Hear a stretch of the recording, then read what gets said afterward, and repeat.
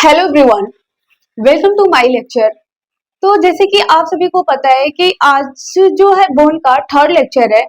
दो लेक्चर हो चुका है जिसमें कि 15 या 20 मिनट का वीडियो होगा और 1 मिनट हम रिवाइज करेंगे कि अभी तक हम लोग पढ़े क्या क्या है।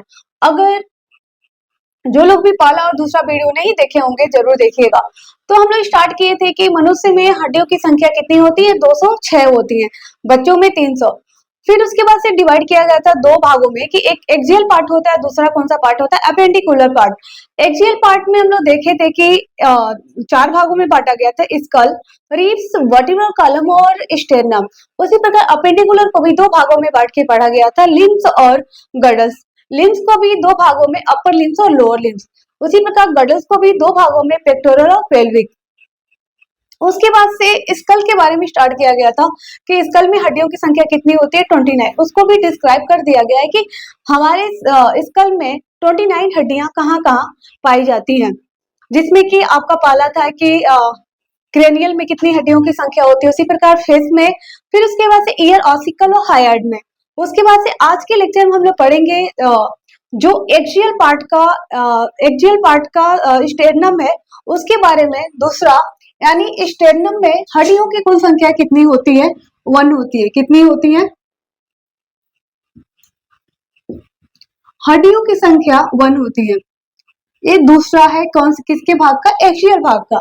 अब इस स्टेर्नम में देखेंगे इसका लोकेशन क्या होता है और ये बोन संख्या में कितनी होती है। अगर लिखने के लिए आ जाए तो संख्या में कितना होगा?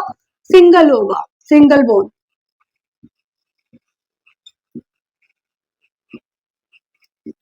अगर देखा जाए इसका कैसी बोन होती है, फ्लैट बोन होती है, चपटी बोन होती है, फ्लैट बोन होती है। तीसरा देखेंगे इसका लोकेशन। लोकेशन जो होता है चेस्ट रीजन में, यानी चेस्ट बोन भी कहते हैं इसे।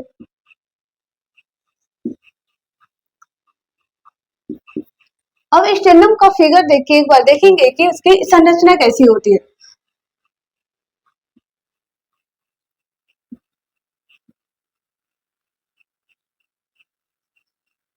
फ्लैट बोन होती है। इस वाले भाग को हेड कहते हैं, इस वाले भाग को हेड। ये वाला भाग जो है बॉडी पार्ट है। ये वाला भाग जो है टेल है, टेल रीजन है। इसको पढ़ते हैं प्रोस्टेर्नम। क्या पढ़ते हैं? प्रोस्टेर्नम। इसको बोलते हैं मेजोस्टेर्नम। मेजोस्टेर्नम। ये वाला जो है लास्ट वाला मेटास्टेर्नम। मेटास्टेर्नम। अब इस स्टेर्नम सिंगल बोन होती है, लेकिन इससे कई बोन क्या होती है, आके अटैच होती है। जैसे कि रिब्स भी जो होता है किससे अटैच होता है? स्टेर्नम। जो अपेंडिकुलर वाला भाग था, गडस, उसमें भी पेक्टोरल और पेल्विक। पेक्टोरल में जो होता है क्लेविकल और स्कैपुला। जो क्लेविकल बोन होती है, ऐसे ही जो बोन, ए वाली जो हड्डी होती है इसे क्लेविकल बोन कहते हैं। दोनों साइड किससे अटैच होती है? हेड वाले भाग स्टेर्नम के हेड वाले यानी प्रोटोस्टेर्नम से ऐड होती है। इस क्लेविकल बोन को हम कॉलर बोन या ब्यूटी बोन भी कहते हैं। इस क्लेविकल बोन को जब अपेंडिकुलर वाला पढ़ेंगे पार्ट, उसमें हम लोग पढ़ेंगे कि क्लेविकल बोन को ब्यूटी बोन भी या कॉलर बोन भी कहते हैं। जो पतले लोग रहते हैं, यहाँ की हड्डियां देखेंगे पूरा निकली रहती है, उसे इंग्लैंड में ब्यूटी बोन भी कहते हैं। इसे ब्यूटी बोन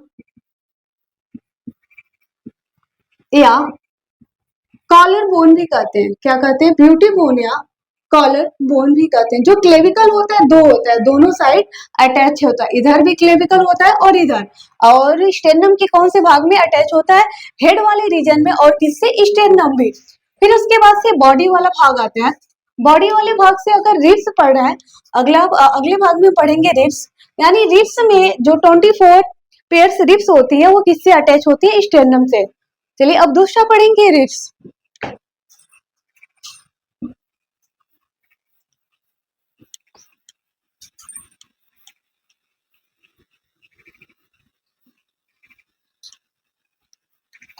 दूसरा किसके बारे में पढ़ेंगे? रिब्स।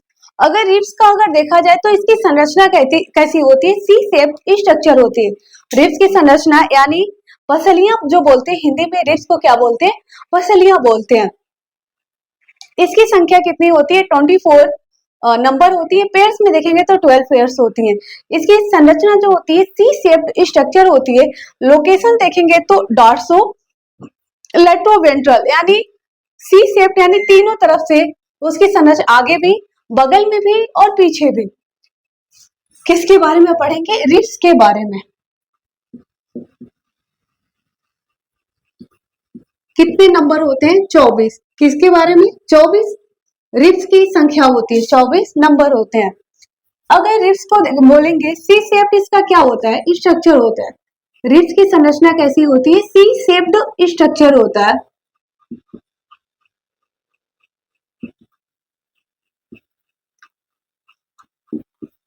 इसका नंबर देखेंगे यानी हड्डियों की संख्या कितनी होती है, 24। पेयर्स में देखेंगे तो कितना पेयर्स हो जाएगा, यानी एक का 2, 12 पेयर। अगर लोकेशन देखेंगे इसका, किसका, रिब्स का, डॉर्सो लेट्रो वेंट्रल, जो कि कैसी संरचना होती है, सी शेप्ड स्ट्रक्चर होता है, सी शेप्ड स्ट्रक्चर। अगर ये जो रिब्स होता है किससे अटैच होता है, स्टेर्नम से। अब देखेंगे जो अभी स्टेर्नम एक पढ़े थे संख्या में, ये स्टेर्नम का फिगर है, किसका, स्टेर्नम का। ये इसका हेड वाला भाग, ये वाला बॉडी, और इस वाले भाग को क्या कहते हैं, टेल रीजन। ठीक, हेड वाले भाग में अभी हम लोग देखे क्या अटैच था, क्लेविकल बोन, जिसे कॉलर बोन भी कहते हैं। अब बॉडी वाले भाग में 7 पेयर्स क्या अटैच होते हैं, रिब्स। कितने पेयर्स, अगर आपके एग्जाम में पूछ देगा कि रिब्स स्टेर्नम के कौन से भाग में अटैच होते हैं, तो बॉडी वाले। अगर इसका नेम दे देगा तो क्या हो जाएगा, मेजो स्टेर्नम से। कितने पेयर्स, 12। एक, दो, ऐसे ही 7, 3, 4, 5, 6, 7। 7 पेयर्स जो होते हैं, इधर 7 और इधर 7, बॉडी वाले रीजन से। और पीछे जाके आपके अगर वर्टिब्रल कॉलम पढ़ते हैं, वर्टिब्रल कॉलम में भी थोड़े से वर्टिब्रल से क्या क्या होते हैं, जाके अटैच होते हैं, क्या, रिब्स।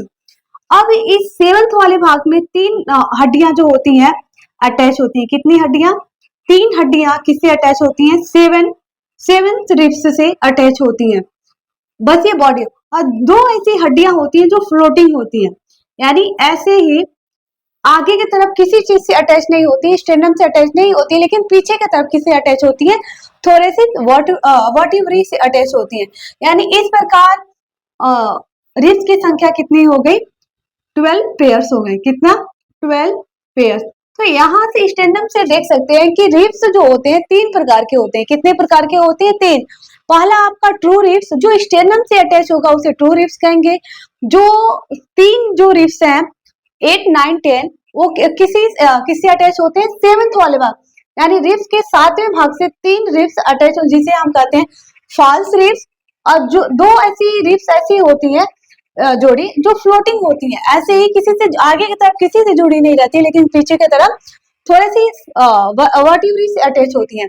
इसको भी हम लिखवा दे रहे हैं कि रिब्स कितने प्रकार के होते हैं।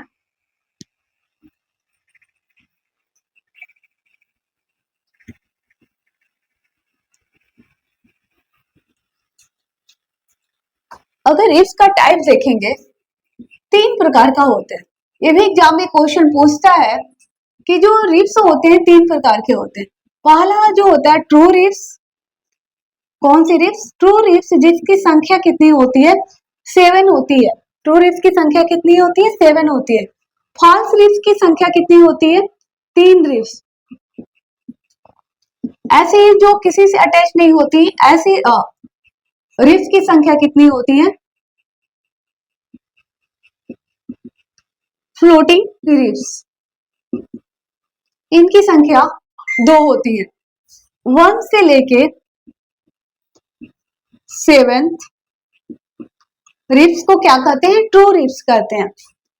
8, 9 और 10 रिप्स जो होती हैं फ्लोटिंग रिप्स होती हैं, सॉरी फॉल्स रिप्स होती हैं।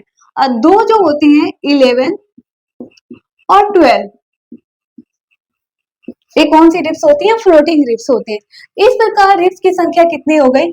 7 पेयर्स यहाँ पे और 8, 9, 10 3 यहाँ और 2 यहाँ, टोटल अगर जोड़ेंगे तो कितने पेयर्स हो गए? 12 पेयर संख्या में, यानी एक तरफ 12 और एक तरफ 12, टोटल कितने हो जाएंगे? 24 इन नंबर। अब लास्ट एक्सियल अपेंडिकुलर में जो डिवाइड किए थे स्कल, रिब्स, स्टेरनम, 3 हम लोग पढ़ चुके हैं। लास्ट अब बचा है आपका क्या? Vertebral column. क्या? Vertebral column. तो एक बार ऐसे हम बोलेंगे वर्टिब्रल कॉलम की संख्या कितनी होती है उसमें, यानी जो पीछे इसका लोकेशन होता है, यानी डॉर्सल साइड लोकेशन होता है किसका? वर्टिब्रल कॉलम की संख्या में अगर देखेंगे तो 26 होता है। बच्चों में इसकी संख्या कितनी होती है? 33 होती है। जो कि वर्टिब्रल कॉलम में आपके 4 भागों में डिवाइड किया गया। पहले वाले भाग को सर्वाइकल रीजन में पाया जाता है, फिर थोरेसिक्स रीजन में पाया जाता है, तीसरा आपका लंबर वाले रीजन में, चौथा आपका सैक्रल और सॉरी पांचवा, 5 भाग होते हैं, पांचवा कोकिस। अब इनमें देखेंगे 26 जो हड्डियां होती हैं, कुछ सर्वाइकल में पाए जाएंगे, कुछ थोरेसिक्स में पाए जाएंगे, कुछ लंबर में, कुछ सैक्रल में, कुछ कोकिस में।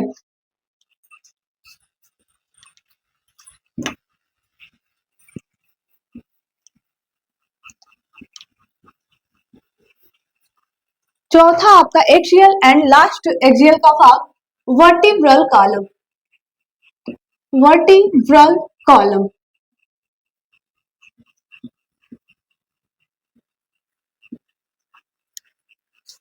वर्टिब्रल कॉलम को स्पाइन भी बोलते हैं और also known as a backbone भी बोलते हैं। ठीक, वर्टिब्रल कॉलम को क्या बोलते हैं?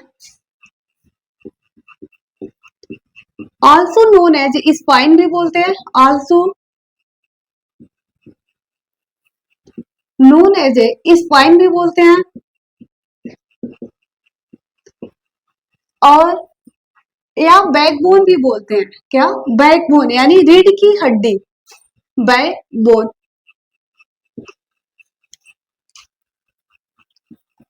इनका अगर लोकेशन देखेंगे तो लोकेशन जो होता है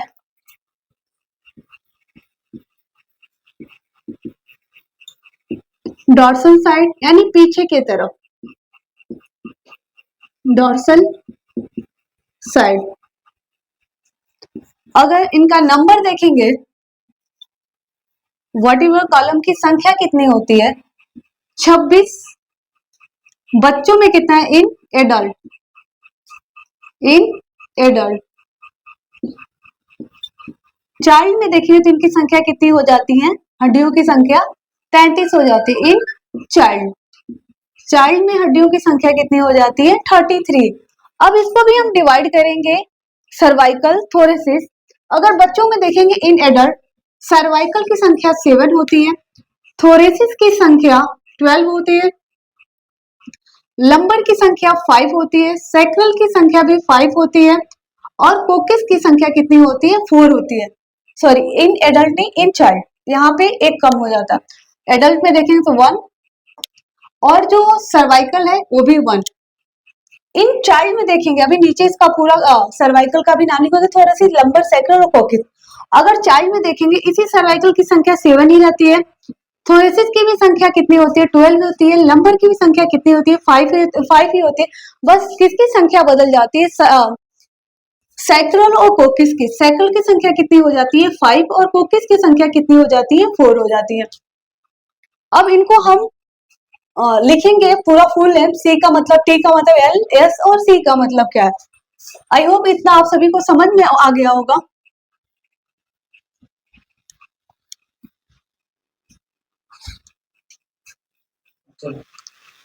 जैसे कि मैंने लिखा था सी टी, यानी अब उसका फुल फॉर्म लिखेंगे सर्वाइकल।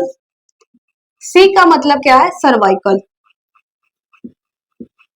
जो सर्वाइकल बोन जो होती है आपके नेक वाले रीजन यानी गर्दन वाले भाग में पाए जाते हैं। कौन से रीजन में?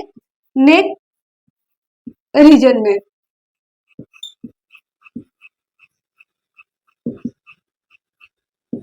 नेक वाले रीजन में इनकी संख्या कितनी थी? 7। अगर थोरेसिस को देखेंगे इनकी संख्या कितनी है? 12।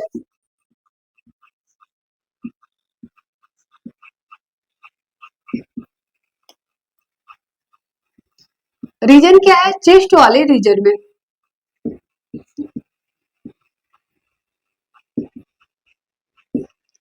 लंबर जो है इनकी संख्या कितनी है? 5। एल का मतलब लंबर। ये आपकी जो बोन होती है एब्डोमेन रीजन यानी पीछे की साइड, एब्डोमेन रीजन, लंबर की संख्या कितनी हो जाती है? 5। दो और बचे हैं सैक्रल और कोकिस। सैक्रल और कोकिस, सैक्रल की संख्या कितनी है? 1। और कोकिस की संख्या भी कितनी है? 1। बच्चों में आप देख लेंगे पिछले पिछले पिछले अभी रेस जो किए थे इसमें लिखवाए थे कि सैक्रल की संख्या 5 थी और कोकिस की संख्या 4 थी। टोटल मिलके 33 हो, या बाद में वही मर्ज होके एडल्ट में कितनी हड्डियों की संख्या हो जाती है? 26 हो जाती है। ये दोनों जो सैक्रल और कोकिस जो होती हैं टेल वाले रीजन में पाए जाते हैं। कौन से रीजन में? टेल वाले रीजन में पाए जाती है। जो हमारे स्पाइन है या बैकबोन है एक सीधा स्ट्रक्चर नहीं होता। अगर देखेंगे उसकी स्ट्रक्चर की संरचना कुछ ऐसे होती है, टेढ़ा मेढ़ा होता है। अगर सीधा रहेगा तो हमारी बॉडी क्या हो जाएगी? फ्लेक्सिबल नहीं होगा। फ्लेक्सिबल यानी जिधर चाहे उधर मुड़ा नहीं पाएंगे। अगर सीधी सन इस कारण इसकी स्पाइन बैकबोन या वर्टिब्रल कॉलम की जो स्ट्रक्चर होता है एक टेढ़ा मेढ़ा संरचना होता है। अगर इधर वाला भाग देखेंगे तो ये वाला भाग आपका सर्वाइकल रीजन है। सर्वाइकल, ये वाला भाग जो है थोरेसिस, और ये वाला भाग लंबर, और ये वाला भाग सैक्रल और कोकिस। सैक्रल, ठीक। यानी इसको देखेंगे cervical curvature, thoracic curvature, lumbar curvature और सैक्रल कर्वेचर। अगर कर्वेचर यानी स्ट्रक्चर पूछे यानी आपके कन्वेक्स,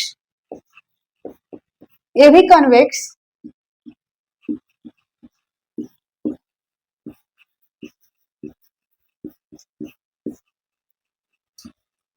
ये भी कन्वेक्स कर्वेचर। कर्वेचर यानी आप पढ़ेंगे जो वर्टिब्रल कॉलम में आपने देखा सर्वाइकल, थोरेसिस, लंबर और सैक्रल, इनको डिवाइड किए। सर्वाइकल में हड्डियों की संख्या कितनी है? 7। उसी प्रकार थोरेसिस में हड्डियों की संख्या कितनी है? 12। लंबर में 5, सैक्रल में 1, कोकिस में 1। इस प्रकार 26 वर्टिब्रल कॉलम है। वर्टिब्रल कॉलम के अंदर क्या होता है? स्पाइनल कार्ड जिसको मेरुरज्जु कहते हैं ब्रेन तक मैसेज या संदेश पहुंचाने का काम करता है। अब हम देखेंगे जो कर्वेचर होता है यानी cervical curvature, thoracic curvature, lumbar curvature, इसको कर्वेचर लिख लीजिए। कर्वेचर, ऐसे इसको भी थोरेसिस कर्वेचर, लंबर कर्वेचर। ये दो प्रकार के होते हैं। कितने प्रकार के होते हैं? दो प्रकार के कर्वेचर होते हैं, प्राइमरी और सेकेंडरी कर्वेचर। प्राइमरी कर्वेचर जो होते हैं ड्यूरिंग एम्ब्रियोनिक डेवलपमेंट के दौरान पाए जाते हैं, और जो सेकेंडरी कर्वेचर होते हैं आफ्टर बर्थ यानी जन्म होने के बाद से वो सेकेंडरी कर्वेचर क्या होते हैं? हमारे शरीर में डेवलप होते हैं। जो प्राइम सेकेंडरी कर्वेचर है वो सर्वाइकल और लंबर होते हैं, और जो प्राइमरी यानी सर्वाइकल और लंबर क्या है? सेकेंडरी कर्वेचर है, और थोरेसिस और सैक्रल क्या है? आपके प्राइमरी कर्वेचर है। अब इसको इरेज कर रहे हैं। अब कर्वेचर देखेंगे,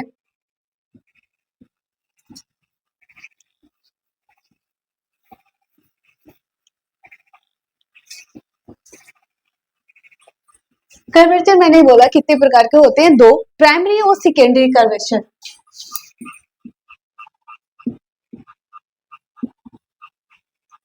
इसका मेन रीजन जाने कर्वेचर पढ़ने का, जैसे कि आप देखेंगे कोई बच्चा छोटा है तो उसका जो सर होता है एकदम आराम से हम क्या करते हैं? उठाते हैं।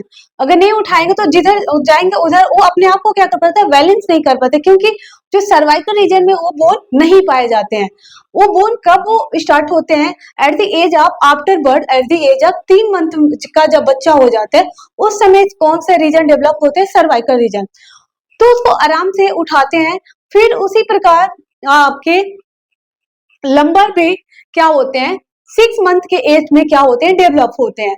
और जब बुढ़ापा अवस्था आता है, कहते हैं बच्चों के जैसे ही बुढ़ापा भी हो जाता है, उस समय डिजेनरेट हो जाते हैं कौन कौन से कर्वेचर, सर्वाइकल और लंबर।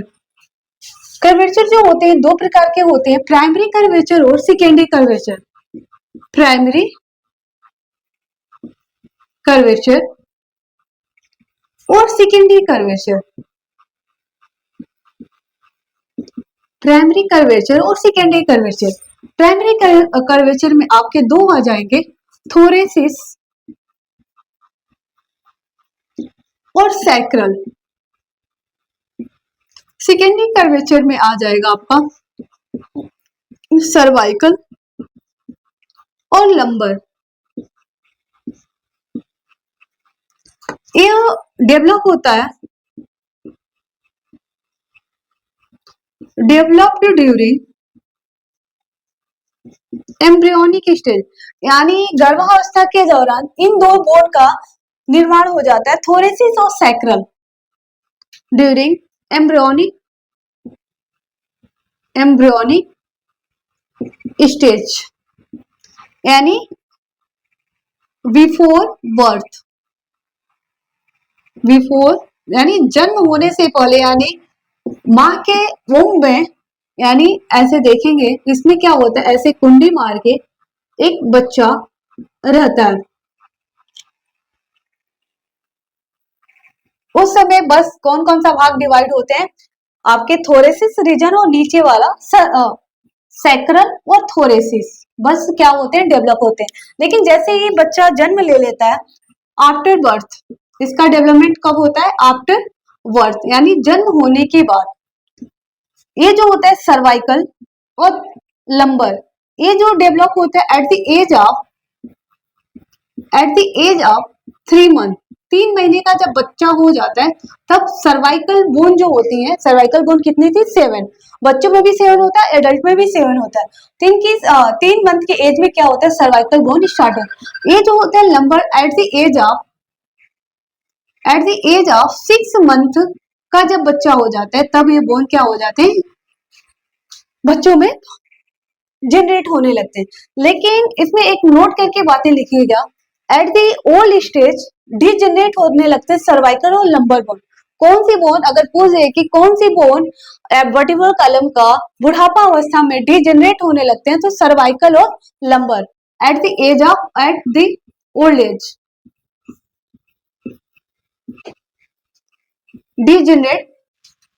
डिजनरेट होने लगते हैं,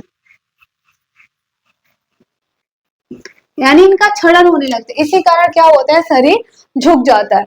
तो फ्रेंड्स, आई होप आप सभी को आज का लेक्चर समझ में आया होगा, जिसमें हम क्या पढ़े, स्टेनम के बारे में पढ़े, रिस्ट के बारे में पढ़े और वर्टिब्रल कॉलम के बारे में पढ़े। स्टेनम के में देखे थे हड्डियों की संख्या कितनी थी, 1 थी, रिस्ट में 24, वर्टिब्रल कॉलम में 26 हड्डियों की संख्या थी। आई होप आप सभी को समझ में आएगा। कल के लेक्चर में आपका जो बोन का पार्ट है खत्म हो जाएगा, जो अपेंडिकुलर वाला भाग बचा हुआ, अपेंडिकुलर में लिम्स और गर्डल्स कल के लेक्चर में खत्म हो जाएगा। आई होप आप सभी को समझ में आया होगा। समझ में आया होगा तो जरूर कमेंट कीजिएगा और जितना हो सके शेयर जरूर कीजिएगा। Thank you everyone.